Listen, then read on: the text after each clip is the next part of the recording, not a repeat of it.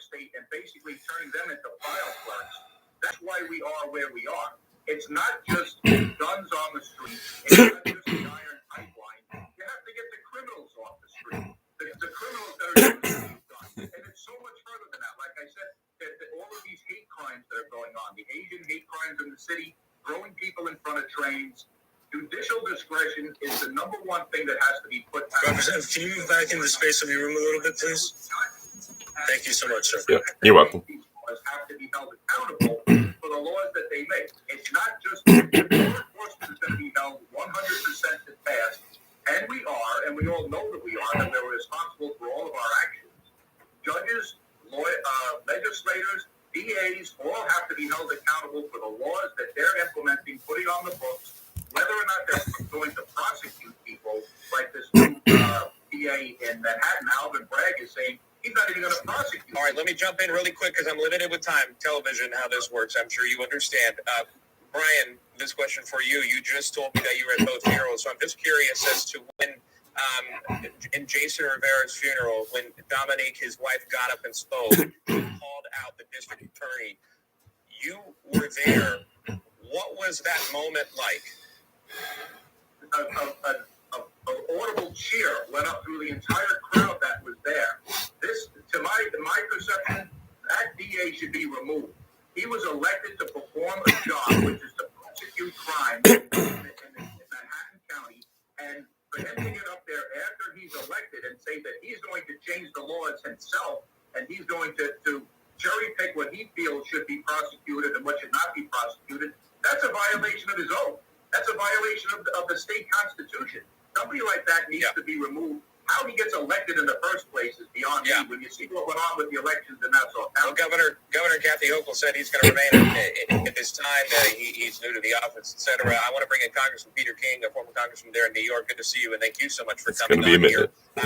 Quite the day. The President of the United States is going to meet with a local mayor about ongoing crime. I'm curious to know your thoughts. Do you expect something? Is this all talk, no action? You seem to have, when I talk to you, you seem to have more of a positive viewpoint. You try to look on both sides. What's running through your mind on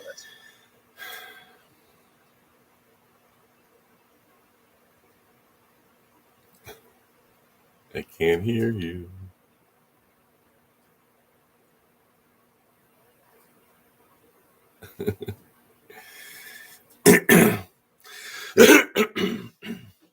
Wow, the audio's gone.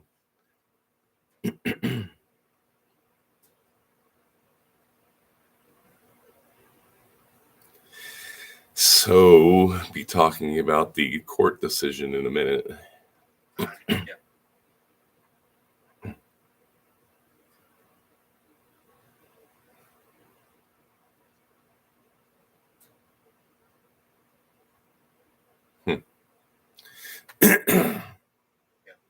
Yes.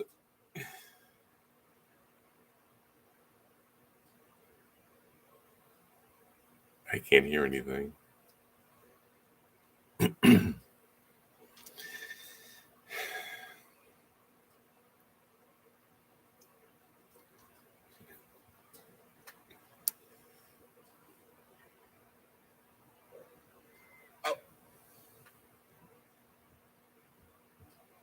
The president will meet with the mayor later today. We will have any updates that come out of that meeting. Okay, I'm up next. I want to close on this, and Congressman, since you joined us a little late, I'll give this final thought to you. There are insensitive remarks that are coming out after the funerals of now Detective Wilbert Mora and Detective Jason Rivera. Activist and actress Susan Sarandon, which many people know from the movies, coming under fire for tweeting this out.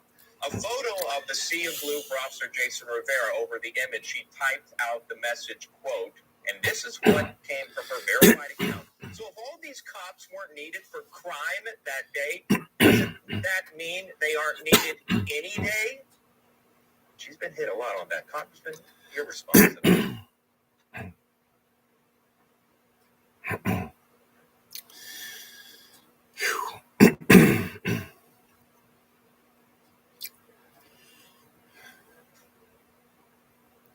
Wow, I can't hear this guy.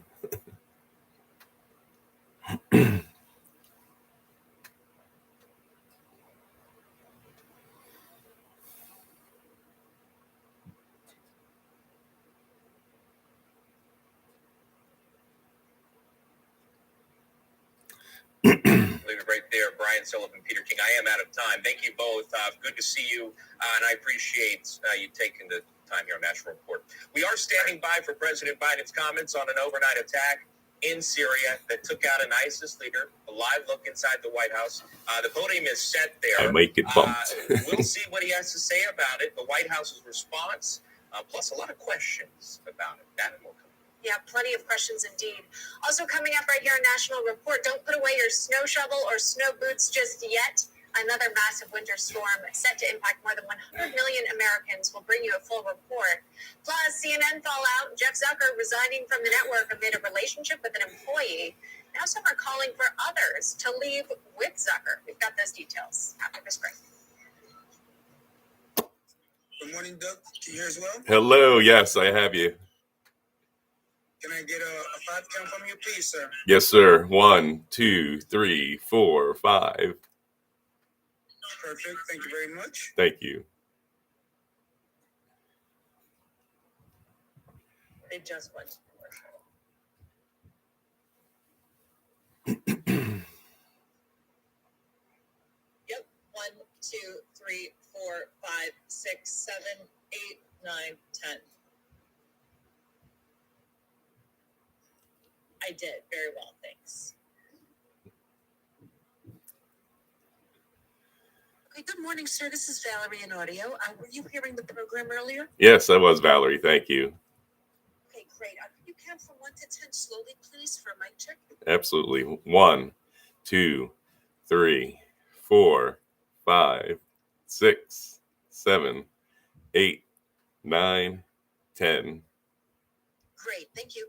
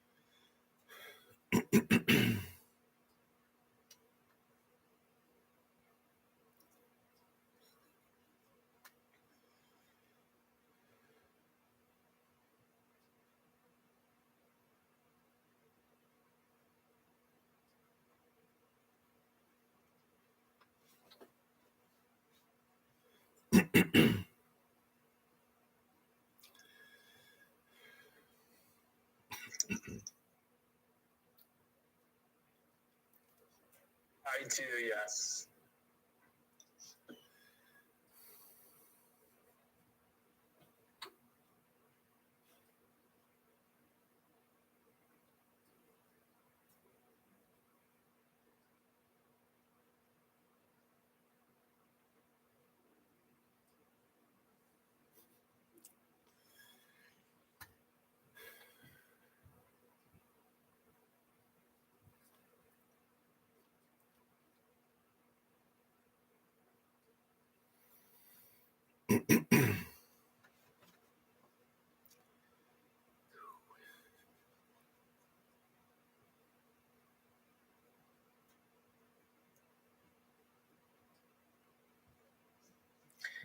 Congress looking to consider legislation to ban stock trading among members and their families.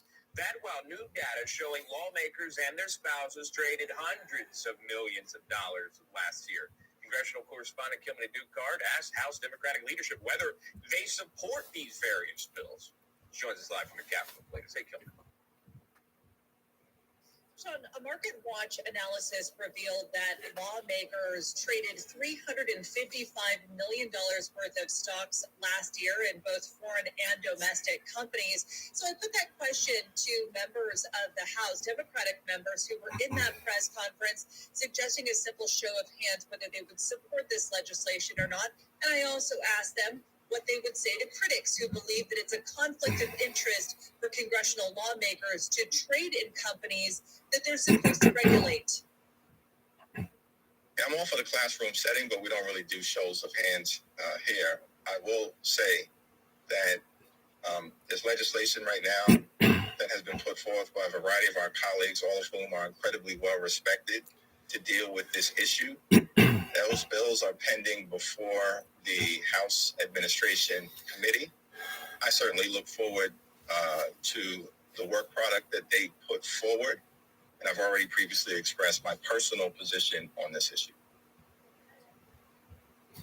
Well, for the record, Sean, when Senate Republicans were asked by a reporter whether they would pledge to support keeping the filibuster if they win a majority in November, they answered the reporter by simply a show of hands. That would suggest to me that the Democrats are really reluctant to state their position on this. Their colleague, Alexandria Ocasio-Cortez, said it's not a mystery why, given the large number of congressional lawmakers who trade.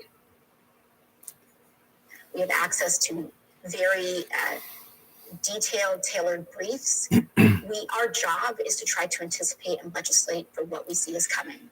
And we should not have the ability to both have access to that information and be able to hold and trade individual stock.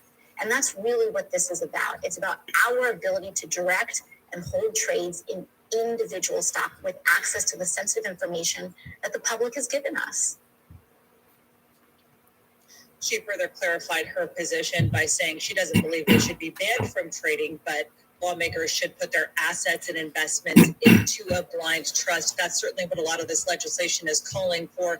Less clear, though, is the position from Congressman Hakeem Jeffries, who hasn't really publicly indicated whether he would support this legislation or not. Hey, to me, you're holding elected officials accountable, which is our job. And number two, you made it easier for them. You don't even have to speak. Just raise your hand. But even that didn't happen there. Kill what he did, Gordon.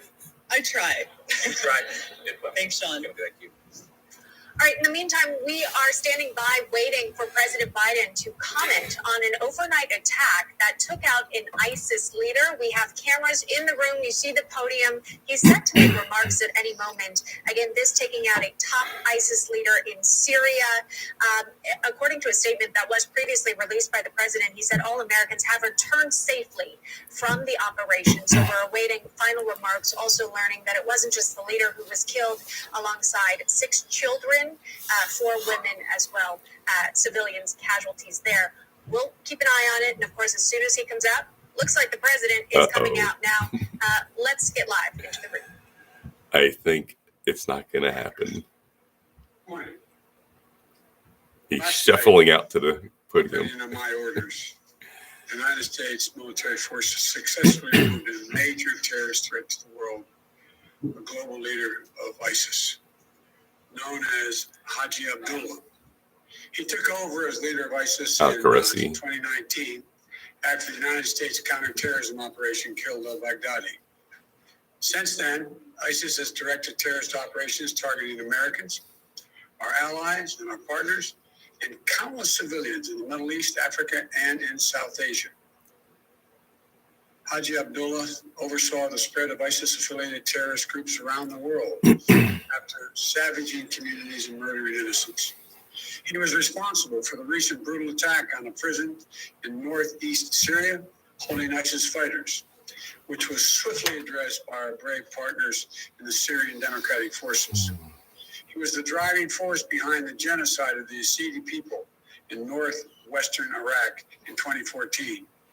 We all remember the gut-wrenching stories, mass slaughters that wiped out entire villages, thousands of women and young girls sold into slavery, rape used as a weapon of war. But thanks to the bravery of our troops, this horrible terrorist leader is no more. Our forces carried out the operation with their signature preparation and precision, and I directed the Department of Defense to take every precaution possible to minimize civilian casualties. Knowing that this terrorist had chosen to surround himself with families, including children, we made a choice. Senator, special forces raid at a much greater risk than to our own people. Senator, can you hear me? I have you, yes. We made this choice to minimize civilian casualties. Our team is still compiling the report, But we do know that as our troops approach to capture the terrorists, in a final act of desperate cowardness, he, with no regard to the lives of his own family or others in the building. Senator, can you hear me? Yes. Hello. Can you hear me? Test 1, 2, 3. Rather than face justice for the crimes he has committed, taking several. All right, sir, the volume isn't that great on this. I'll make it very quick. Okay. Okay, stand by, sir. The determination of our U.S. forces, who skillfully executed this incredibly challenging mission. The members of our military are the solid steel backbone of this nation, ready to fly into danger at a moment's notice to keep our country and the American people safe, as well as our allies. And I'm also grateful to the families of our service members. You serve right alongside yours of these soldiers and sailors, Marines, Special Forces. Senator, can you hear me? Yes. Can you hear me as well? Test 1, 2. Yes, I can. Sorry about that. No worries. Yes, so given what's going on today, at some point we're probably going to reschedule you. Okay. I just wanted to give you a heads up about that. You know, I am a retired Army colonel. I supported these kind of missions. I can talk about this as well. So. Let me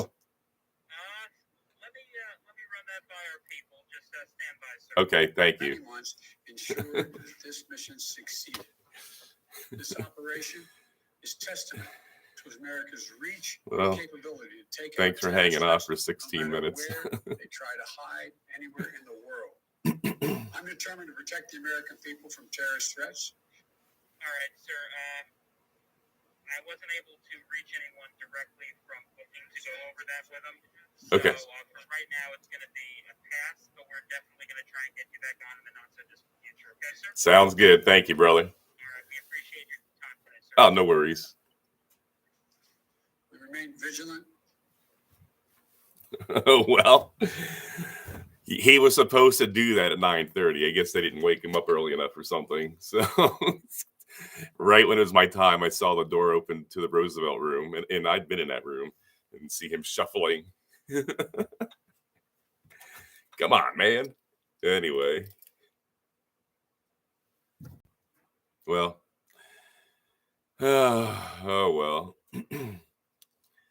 So I don't know if he couldn't reach anyone in booking just to keep me on, and I could talk about that stuff, supported missions like that in Afghanistan. So thanks everybody for hanging on. Got all dressed up for nothing. So that's happened a couple times before. I think Lisa mentioned this, that she liked the transparency and, being part of the interviews. I think it's important. And obviously that this will continue as your governor as well, this sort of transparency. I don't know why people don't do it. It's not that hard. It's very convenient and easy to do it. I mean, granted, I don't have one phone, so can't do it on Facebook Live. We do have YouTube. So the removal of a high value target in Syria, that's a big deal. As we remember in 2019, Donald Trump took out al-Baghdadi, and this is al-Baghdadi's successor, al-Qurashi, and ISIS, surprisingly, I guess not surprisingly, is on the rise again. They're bad people. It's a bad group. So it's a big deal. I had an interesting experience last night outside of Philly. Kind of a hostile crowd. Yeeks. I handled it. It's not the first time I've been before hostile. I think probably the most antagonistic crowd I was initially with was when I was doing the first briefing to United Nations and NGOs in Afghanistan, and some operations that had happened, I think in one of the provinces out west, where things were undertaken without giving the NGOs who live in these areas a heads up, and obviously it caused a lot of problems for them. And so that was a hostile group. But in the end, just with truth won them over. Last night was really kind of bizarre, but what can you do? So it's just keep praying for us, because Yeah, Paulette, it was kind of bizarre. I was with Republicans.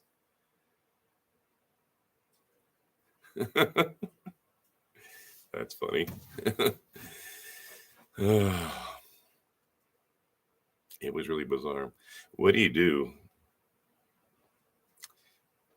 It's really difficult to have a dialogue, and these two individuals really didn't want a dialogue. They just wanted to throw bombs with people who aren't interested in facts or truth, and seem to be diluted. So that's troubling. There's something really dark and spiritually dark when we saw that last night. So many of you comment on how you pray for me and my family. Please continue to do that.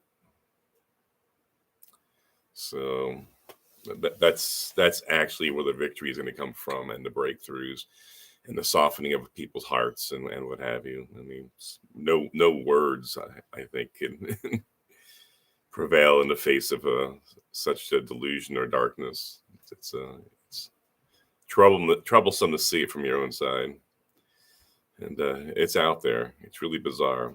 So really, it was strange. I could talk to you guys, face to face in detail about it. Really, not going to focus on the negativity, because there's a lot of blessings out there. So, have another event tomorrow. Hopefully, it won't be a repeat. I don't think it will be. It's not a public event, sadly.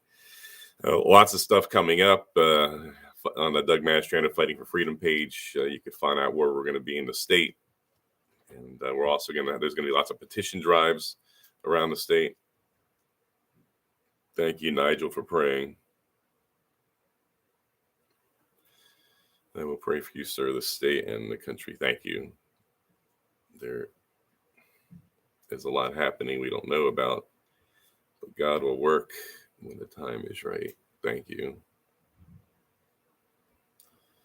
In Australia, they're now banning unvaxxed parents from senior children in hospitals. Yeah, this has gotten out of control 2 years ago.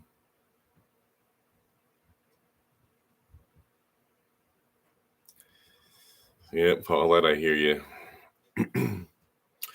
It's been an interesting experience past several years. Understatement of the year. We've all walked through a lot of darkness and a lot of fear and uncertainty, but 2022 is the year of victory, and we will prevail. We will take back our state, and your freedoms will be restored, and the bondage and the oppression will be lifted. And as you see, a governor can do a lot of damage or a lot of good, depending on their worldview and what they think about our freedom and Constitution. We see what Wolf did, what Governor Wolf did over the past several years. And then you can compare that to Ron DeSantis, and of course the animosity and the hypocritical scrutiny that he receives from the media, and they don't hold their own people to that standard. And I do say their own people. It's becoming harder and harder to find folks in the traditional media that can see both sides of the story, or approach problems or leaders or politicians, which I'm not, with the same amount of scrutiny and intellectual curiosity. But we've seen that they're very focused with scrutiny and criticism for those that they disagree with politically, and give grace and mercy to their own side. There'd be no way in heck that a Republican would be able to be absolved and have excuses made for them if they took sick people and send the sick into vulnerable homes like what Wolf did and Cuomo did as well. Wolf and Levine actually did that a week ahead in New York. I think percentage-wise, the death rate, to compare them, obviously, is really outside the scope of anything. But just for a point of reference, I do believe percentage-wise, we've had more deaths based off of population, because obviously New York is much more populous than Pennsylvania.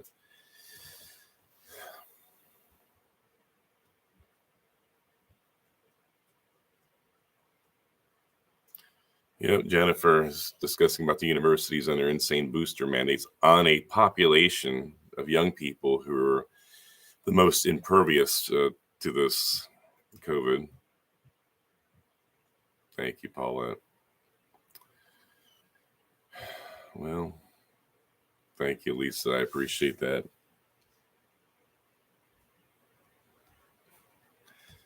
Yeah, Governor Wolf, a lot of you have asked, I stopped doing the Where's Wolves because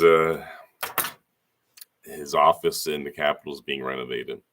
So now he has a reason not to go. Not sure why it wasn't renovated when he wasn't showing up for a full year. And the mansion's being renovated as well. I don't know what the status is on that. This a few months back, I stopped. We drove by and we saw all this construction from the side opposite of the river. So normally I'm not on that road. Normally I'm on Front Street when I go to work, right along the river on the Susquehanna. So, Valerie, hostile people mean you're getting to them. They're scared and they can't react rationally. Praying for you as you travel all over the state. Thank you for standing for freedom, Pennsylvania. Thank you. We are thankful that the weather cooperated last night in our part of the state. Okay, my son just texted me. Our part of the state, it's just rain. It might shift tonight up north in the center part of the state. You guys stay safe out there. It looks like it's a lot. So really should bring some tea down here. This is Paula was commenting. Paula gave me a big bag of tea this past summer at Gettysburg.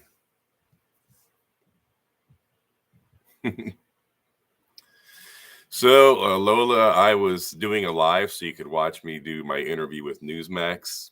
And literally, they were a couple minutes late. And literally, as they're about to come to me, they had the camera at the White House in the Roosevelt Room. And Joe Biden came, the door opened and he came shuffling out. So I'm like, okay. And then, of course, I offered because they were talking he's talking about the raid in Syria. And I'm like, telling the guy in Newsmax, look, I'm a retired Army colonel. I supported those kind of missions. And so anyway. But he couldn't get anyone to answer the phone, sadly. So thanks for questions on Lackawanna and Erie and several other places. Our events are posted on Doug Mastrianer Fighting for Freedom. I guess I can take a look at my handy dandy smartphone here. So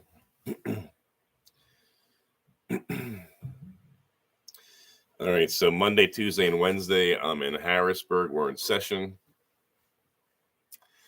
A lot going on Monday in my office, I see. I'll be speaking briefly with the Moms for Liberty at 1:30. I don't know if that's a meeting or a rally. Okay, I'll be Zooming with them. Never mind. So never mind. So I'll be in Harrisburg Monday and Tuesday. Looks like Newsmax moved my interview to Tuesday at 9 a.m. That's cool. They don't waste any time. Wow. Tuesday also is Homeschool Family Lobby Day, so I'll be meeting with a lot of like-minded parents.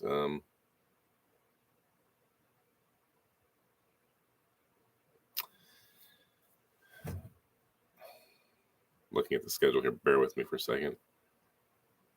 So also at 1 o'clock, the governor has his budget address, and how that normally works, it's a joint session of the House and Senate. And the past 7 budget addresses, well, I mean, last year there wasn't one.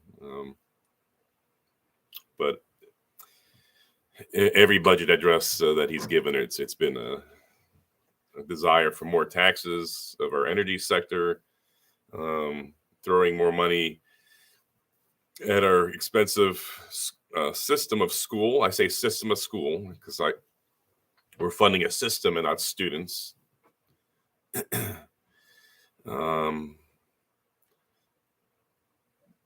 I anticipate that it's going to be more taxation and more spending, and we really need to hold the line. Okay. A couple interviews on Tuesday. Interview or two on Wednesday. We're supposed to be in session at 11. Then I see at 5 p.m. there's a meeting of the State Agriculture and Rural Affairs Committee out in Somerset County, in Bedford, actually. I don't know how we're going to do that.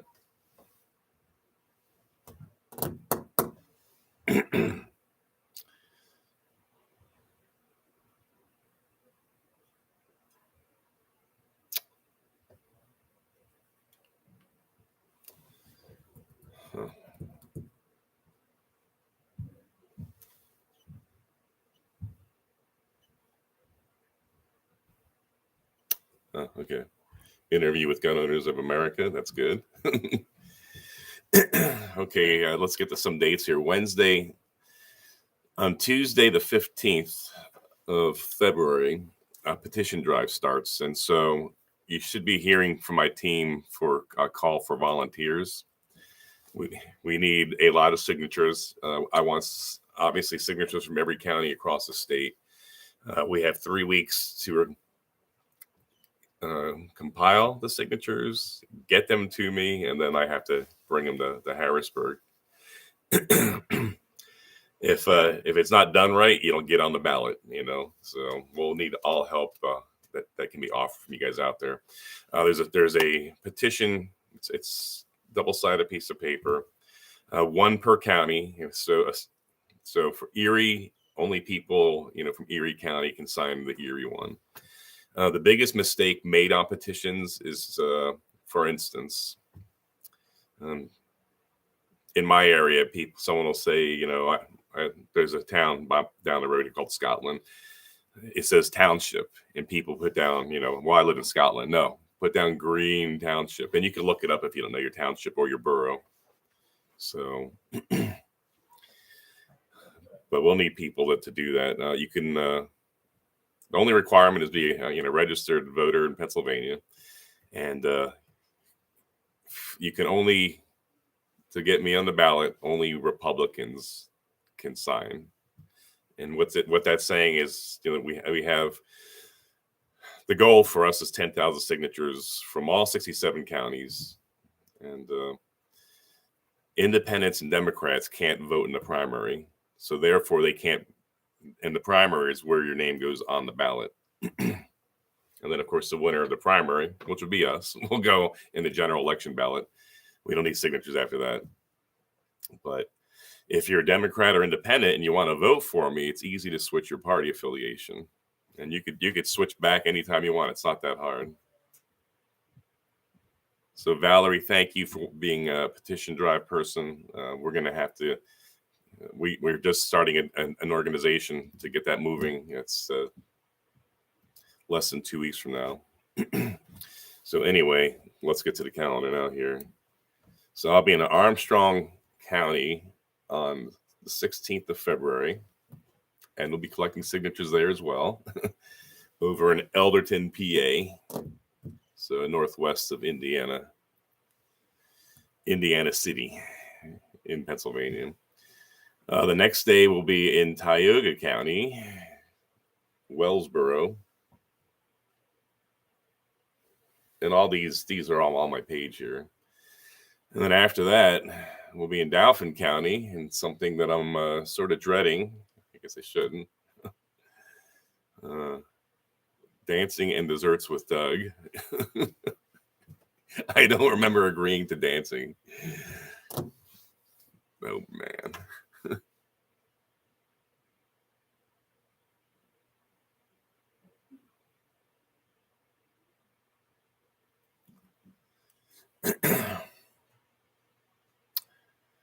And then I'll be in Waynesboro on Saturday the 19th, which is just south of me here near the Maryland border in my district at the Business Expo.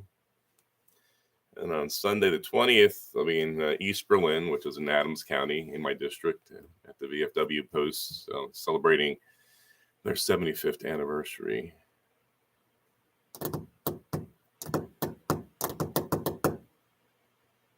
Okay. I do have to run. I got an important call come in. Thanks for tuning in, guys.